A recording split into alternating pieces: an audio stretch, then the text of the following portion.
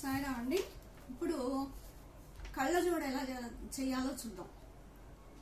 కళ్ళజోడు చేయాలంటే మనకి A4 షీట్ అంటే దీన్ని కట్ చేయకుండా యాజ్ ఇట్ ఈస్ వాడుకోవచ్చు.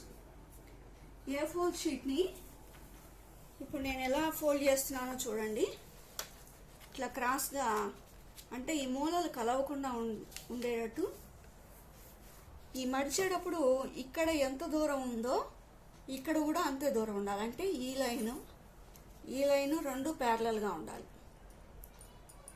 ఈ రెండు దూరాలు ఎక్కడ చూసినా సమానంగా ఉండాలి. అలా ఉండేటట్టుగా దీన్ని మడిచాను. మడిచిన తర్వాత ఇప్పుడు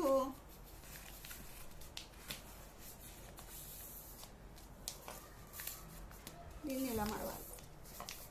మళ్ళీ అదే మడత కంటిన్యూ. ఇవి కళ్ళజోడు లెగ్స్ అన్నమాట.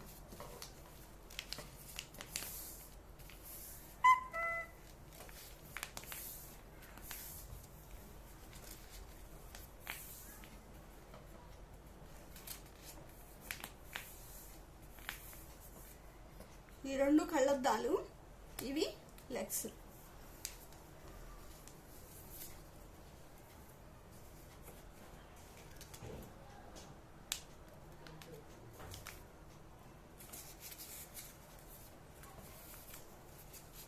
ఇటుపక్క ఎలా మడిచామో ఇటుపక్క నుంచి కూడా అలాగే మడవాలి.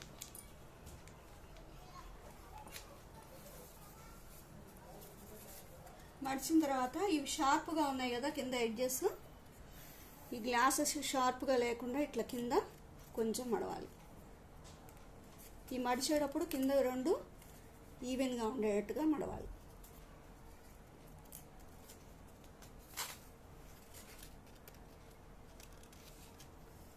ఇప్పుడు కళ్ళజోడు రెడీ అయిపోయింది. మనం కావాలంటే ఈ మధ్యలో హోల్స్ చేసుకోవచ్చు, కళ్ళకి పెట్టుకోవడానికి వస్తాయి.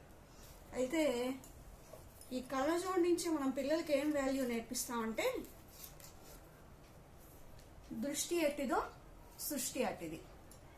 అంటే మనకి బయట కనిపించేవన్నీ కూడా మన ఆలోచనలు ఎలా ఉంటాయో బయట కూడా అలాగే కనిపిస్తాయి. మన ఆలోచనలు బాగున్నప్పుడు బయట అన్నీ మంచిగా కనిపిస్తాయి. మనం బాధల్లో ఉన్నప్పుడు అన్నీ విచారంగానే కనిపిస్తాయి. అట్లాగే మనం ఎటువంటి ఆలోచనలు అంటే మన ఆలోచనలు కరెక్ట్గా ఉన్నప్పుడు అవతల వాళ్ళందరూ చేసే పనులన్నీ కూడా కరెక్ట్గా ఉన్నట్టుగా అనిపిస్తాయి. దానికి ఉదాహరణ మనం ధర్మరాజుని చెప్పుకోవచ్చు.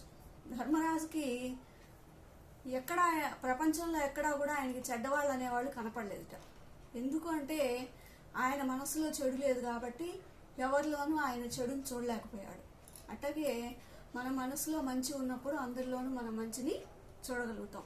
ప్రపంచం అంతా కూడా ఏం లేదు, రిఫ్లెక్షన్, రియాక్షన్, రీసౌండ్. రిఫ్లెక్షన్ ప్రతిబింబం, మన మనసులో ఏది ఉందో అదే మనకి ప్రపంచంలో అంతా కూడా ప్రతిబింబిస్తూ ఉంటుంది. రియాక్షన్, మనం ఏం చేస్తామో అదే ప్రతిఫలాన్ని మనం చేసే పనుల ప్రతిఫలాన్ని మనం పొందుతాం. రియాక్షన్. రీసౌండ్, మనం ఎటువంటి మాటలు మాట్లాడితే తిరిగి అటువంటి మాటల్ని మనం వాళ్ళ నుంచి పొందాల్సి వస్తుంది.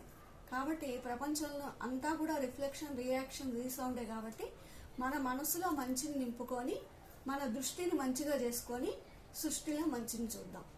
సాయిరాం.